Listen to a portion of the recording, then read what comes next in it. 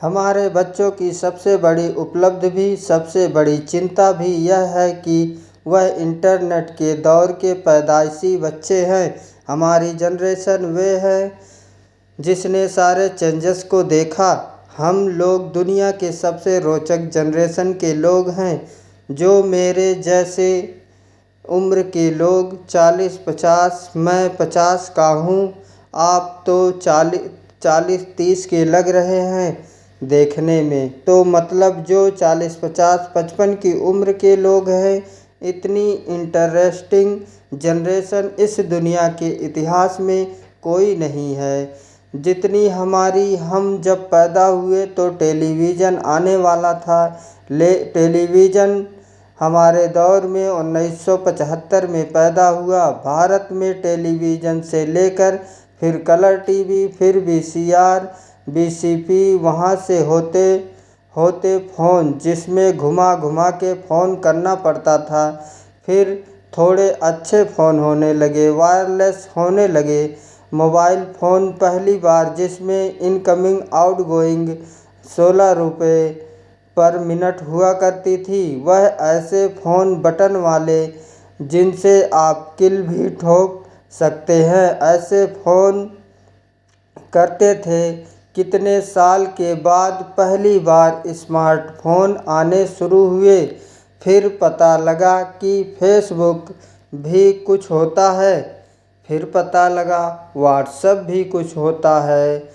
फिर पता लगा कि रोबोटिक्स भी होने लग गया है।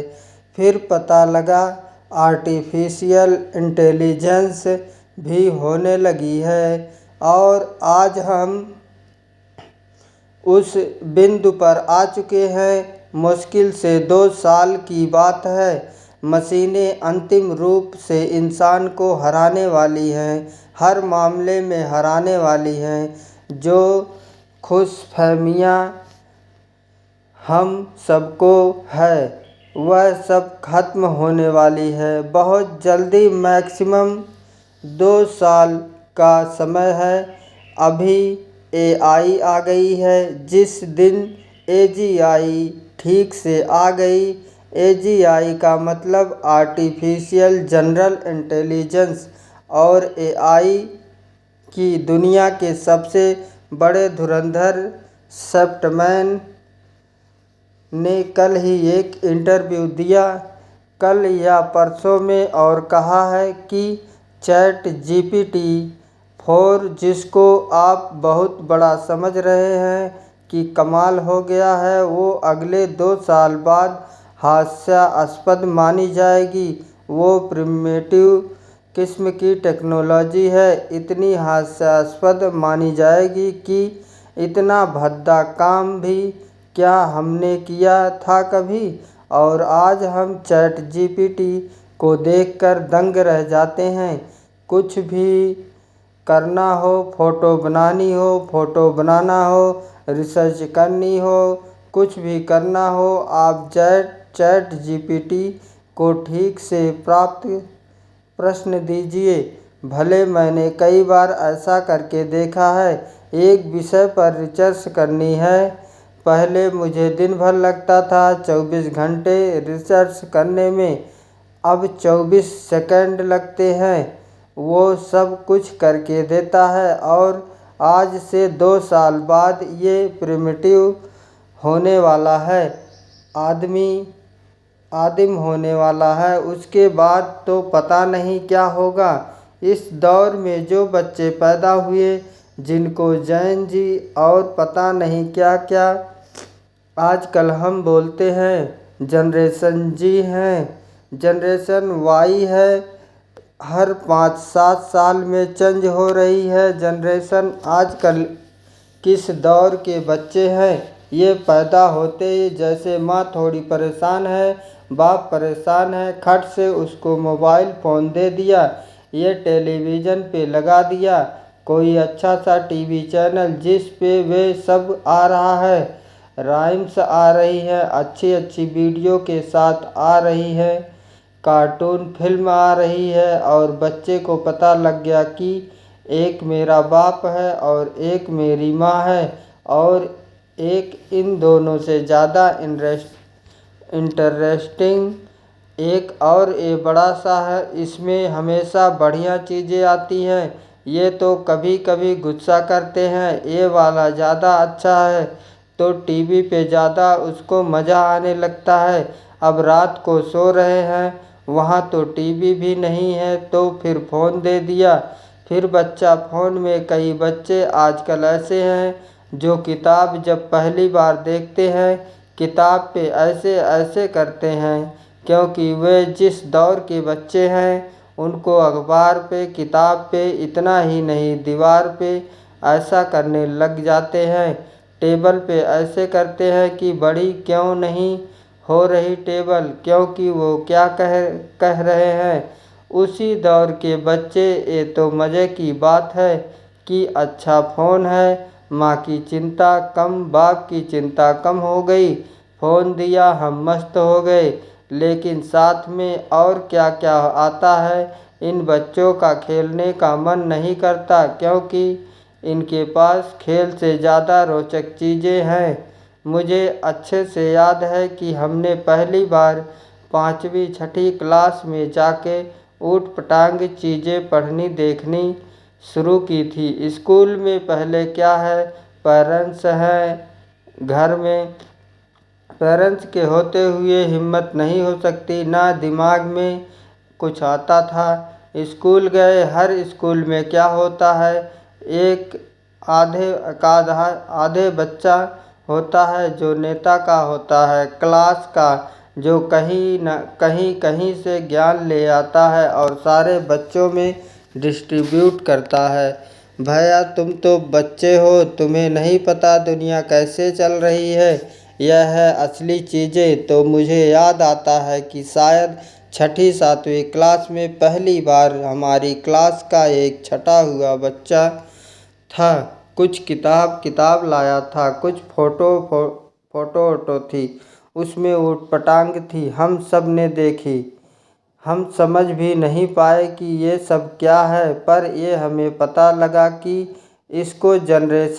इसको देखने से आदमी बड़ा माना जाता है, स्मार्ट माना जाता है। लेकिन तब भी क्या था कि एक रिसर्च में एक कोने में जाके 2-3 लोग बैठ के देख रहे हैं, और जैसे ही टीचर दूसरी जगह सब भागे वापस, और इतना ही एक्सपोजर हमारा हुआ करता था। 12वीं क्लास हो गई, कॉलेज में आ गए, उसके बाद भी वैसा एक्सपोजर नहीं था कि आप बिगड़ने के लिए हमेशा तैयार हैं, ऐसा नहीं है। दुनिया बहुत कंट्रोल किस्म की थी, रेगुलेटेड किस्म की थी। अब इंटरनेट की दुनिया है, आप जितने भी स्मार्ट माता पिता हो, आपके बच्चे आपसे ज़्यादा स्मार्ट हैं। और अगर आपको लगता है कि आप इंटरनेट और मोबाइल और डिवाइसेस से उनका मुकाबला कर पाएंगे, तो आप बच्चे हैं, नहीं कर सकते। वे हमारे बस की बात नहीं है, संभव नहीं। आप टाइप करते हैं मैसेज, एक एक उंगली ऐसे करते हैं, ऐसे करके आपको जैन टाइप करना है, जो फिर देखा ये कहाँ आई एम, और वो फ़ोन पे ऐसे टाइप करते हैं सामने देखते हुए, और गलत नहीं होता, एक एक के सही दबाते हैं। आप उनसे मुकाबला करने का सोचते हैं, आपको प्लेटफार्म पता भी नहीं होंगे, वे उन प्लेटफार्म पे जाते हैं। 5 साल का बच्चा जब स्कूल जाने लगता है, उसी समय उसको पता लग जाता है कि क्या चीज़ें दुनिया में हैं जो पहले पता लगती थी। 15 के आसपास की उम्र में, 13 के आसपास की उम्र में फ़ोन आपने उसको दे ही रखा है ताकि वो हमें परेशान कम करे। फिर वो फ़ोन में पहली बार सर्च करता है कुछ, अभी उसको यह नहीं पता कि सर्च हिस्ट्री डिलीट कर सकते हैं। तो बाप पकड़ लेता है, पिटता है, बच्चा फिर उसका स्कूल का फ्रेंड बताता है कि नहीं, इनकॉग्निटो जाना है। अगली बार से बच्चा स्मार्ट हो गया, 6 साल का बच्चा स्मार्ट है। इनकॉग्निटो में वो सब देख रहा है जो आप नहीं चाह रहे थे और जो आप देख रहे थे लेकिन आप नहीं चाह रहे कि वे देखें। बच्चा है, छोटा बच्चा है, उसका एक्सपोजर का लेवल सोच के देखिए। यह हंसी मजाक में मैं कह रहा हूँ, लेकिन बात की गंभीरता को देखना है। कक्षा 6-8 साल के बच्चों का वो एक्सपोजर लेवल है जो पहले 14, 15, 16 की उम्र में होता था। मेडिकल साइंस इस बात को मान चुकी है। मैं जितनी बातें कोट कर रहा हूँ, मैं हवा में कोट कर रहा हूँ नहीं कर रहा हूँ, मेडिकल साइंस रिसर्च के बेस पर कोट कर रहा हूँ। आपको आश्चर्य होगा, आज से 1 महीने पहले एक रिपोर्ट आई, लगभग पूरी दुनिया में प्यूबर्टी की एज 1 साल कम हो गई है, जिसको हम टीनेज बोलते हैं कि 13 साल की उम्र में टीनेज आती है। बच्चियों को मासिक धर्म शुरू होता है। दुनिया भर में उसकी एज 1 साल कम हो गई। और ये ऐसे नहीं हो गई, ये एक्सपोजर से होती है। लड़के भी जल्दी मैच्योर हो रहे हैं। जो हरकतें 15, 16, 18 में ठीक लगती है, किसी बच्चे के मन में भाव आने चाहिए 8, 9, 10 में वैसी बातें हो रही है। यह तो फिर भी छोटी बात है। इसके बाद जो होता है तो बच्चे ही एक्सपोजर बहुत बड़ा मिल गया। जब वे नेट पे जाते हैं तो नेट पे जो 50 बैठे हुए हैं दुनिया भर में, जो साइबर ठग हैं, जो साइबर क्रिमिनल्स हैं, वे इसी ताक में हैं कि बच्चे मिल जाएं। उनको पता है कि बच्चे का मनोविज्ञान क्या है। वह हैकर्स हैं। वह हैक कर लेंगे कि उस बच्चे ने क्या क्या सर्च किया है, उसकी पूरी कुंडली खोल लेंगे कि बच्चे का इस समय मन कहाँ अटका हुआ है। अगर 9, 10, 11, 12 साल का कोई लड़का जो कुछ ऐसे वीडियो देख रहा था या इमेज देख रहा था, उसमें भी देख रहे हैं कि कैसी रेस वाइट रेस उसको पसंद है कि इंडियन तरह के लोग पसंद हैं, फिर उनकी तरफ से उसी रेस का वैसा ही सुंदर दिखने वाला व्यक्ति फीमेल, और यदि कोई बच्ची तो कोई मेल उससे इंटरेक्शन शुरू करेगा, उससे बातचीत होने लगेगी, धीरे धीरे उसको उलझाएगा अपनी बातों में। वह बच्चा तो माँ बाप से छुप कर रहा है, सब माँ बाप को पता ही नहीं है। और फिर वह उस बच्चे को प्रलोभन बहुत बड़े बड़े मिलेंगे। आपको यह सब नहीं पता तो पता होना चाहिए। बहुत बड़े रैकेट्स चल रहे हैं इस समय दुनिया में। 11 साल का एक लड़का अपने कमरे में लैपटॉप पर वीडियो चैट कर रहा था, शायद एक ऑस्ट्रेलियन लड़की से जिसकी उम्र 21, 22, 25 साल है, और वो उससे मीठी मीठी बातें कर रही है। और फिर वो उससे कह रही है कि देखो तुम इतने सुंदर हो, मैं तुम्हें देखना चाहती हूँ, तुम भी मुझे देखो। फिर वे अपने थोड़े से कपड़े उतारती है, उसको कहती है कि तुम भी, वो तो प्रोफेशनल है, तुम भी ऐसा करो। और वह बच्चा जिसको कुछ नहीं पता कि यह दुनिया कैसी है, वह कुछ कर बैठता है और यह पूरा वीडियो रिकॉर्ड हो रहा है। और जैसे ऐसी चीज़ होती है, उस खट से मैसेज आता है कि अगर 2 घंटे में इस अकाउंट में $500 जमा नहीं किए तो यह वीडियो क्लिप तुम्हारे पापा मम्मी, तुम्हारा इंस्टा अकाउंट मेरे पास है, इंस्टा अकाउंट में जितने तुम्हारे फ्रेंड्स हैं उन सबके पास चला जाएगा, सबके ईमेल आईडी मेरे पास है। इसको बोलते हैं सेक्स ट्रांजैक्शन। और ये इस समय टीनेजर्स की दुनिया की सबसे बड़ी क्राइसिस है।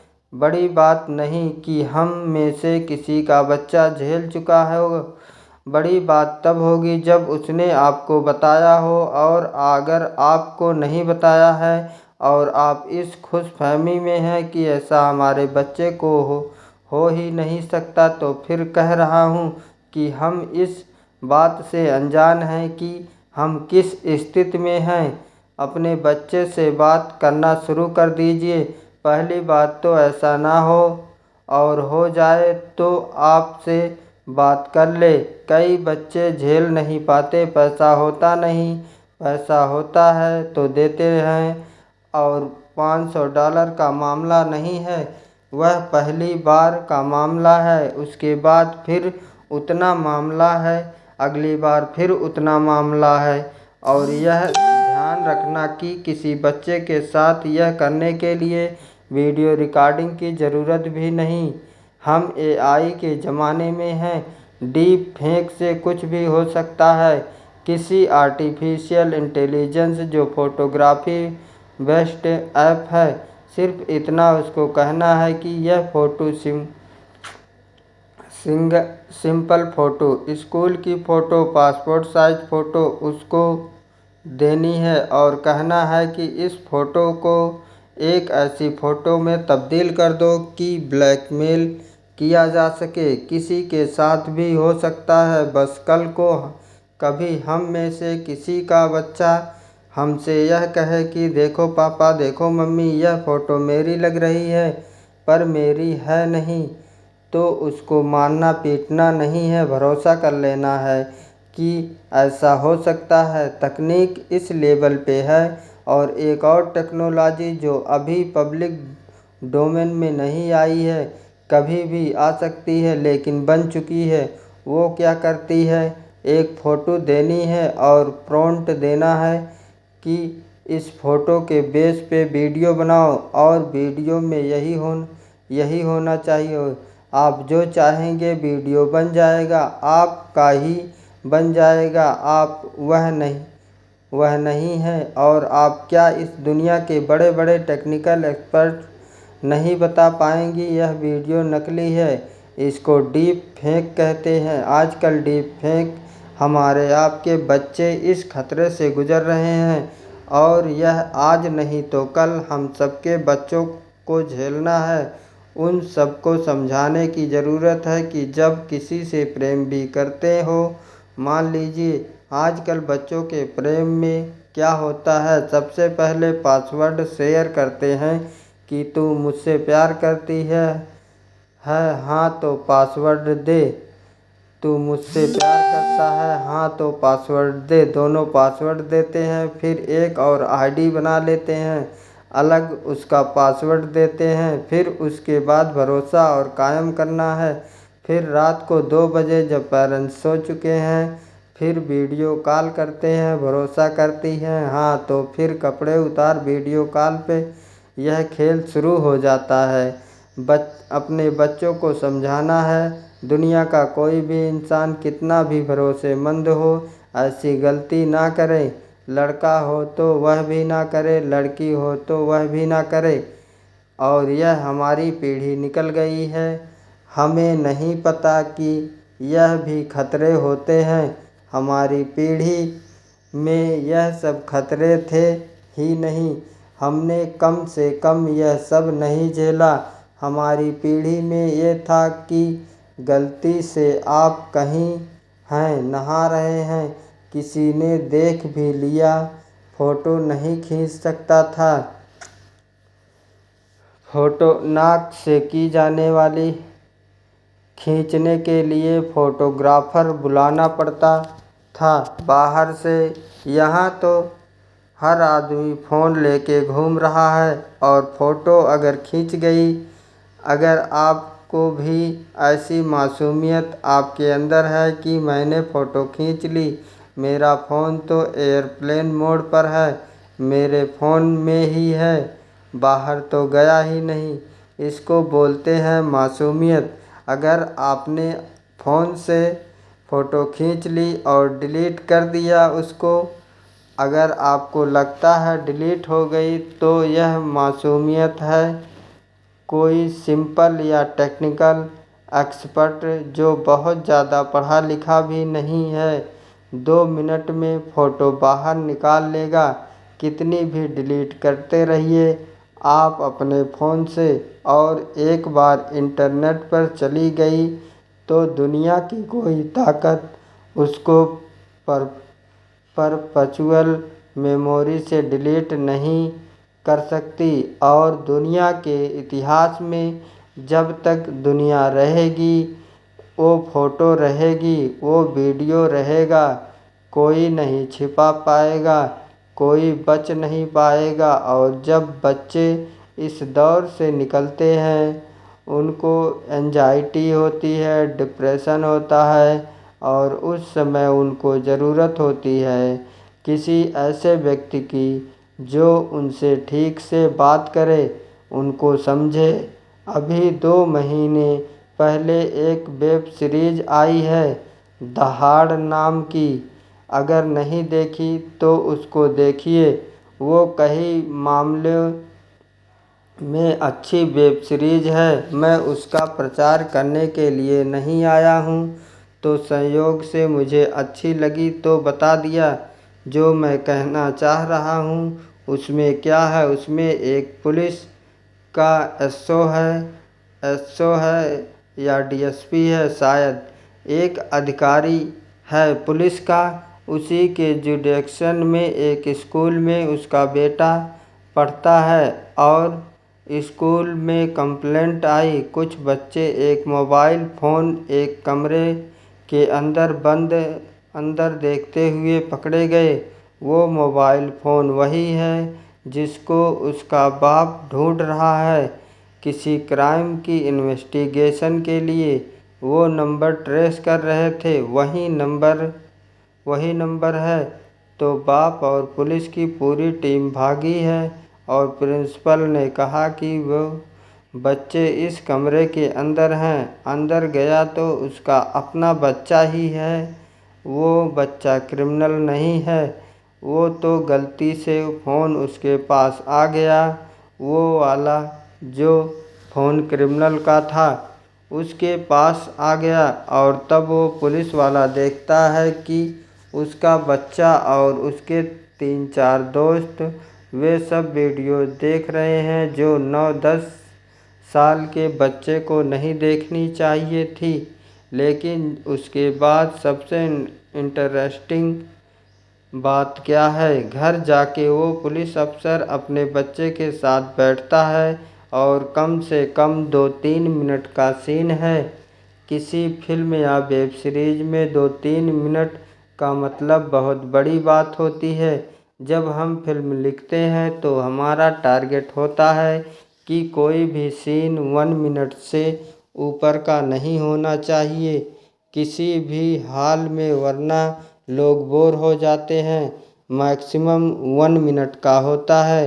2-2.5 मिनट तक एक धीम पर बात चल रही है।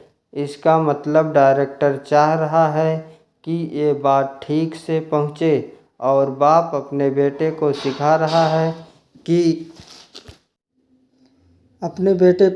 रहा है कि बेटा यह चीज़ें इस रूप में नहीं होनी चाहिए, इस रूप में होनी चाहिए, सही उम्र में होनी चाहिए। और तुम जो वीडियो देख रहे थे उसमें लड़की को ऑब्जेक्ट की तरह इस्तेमाल किया जा रहा था। लड़कियां ऑब्जेक्ट नहीं होती, इंसान होती हैं। तुम्हारी माँ, तुम्हारी बहन भी लड़की हैं।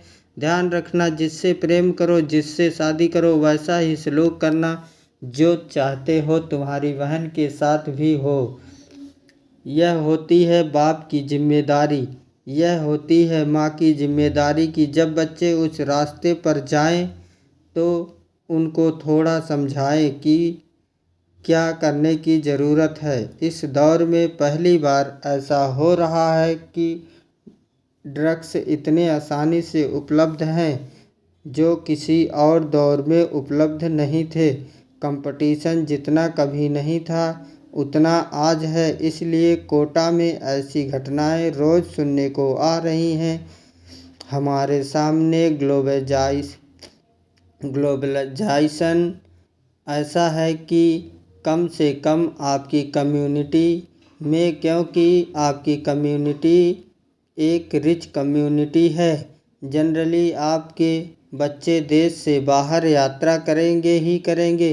ग्लोबल बिजनेस बनाएंगे, कोई ऐसा बिजनेस बनाएंगे जो कई देशों में चलता हो, तो उनको आना जाना पड़ेगा ही पड़ेगा।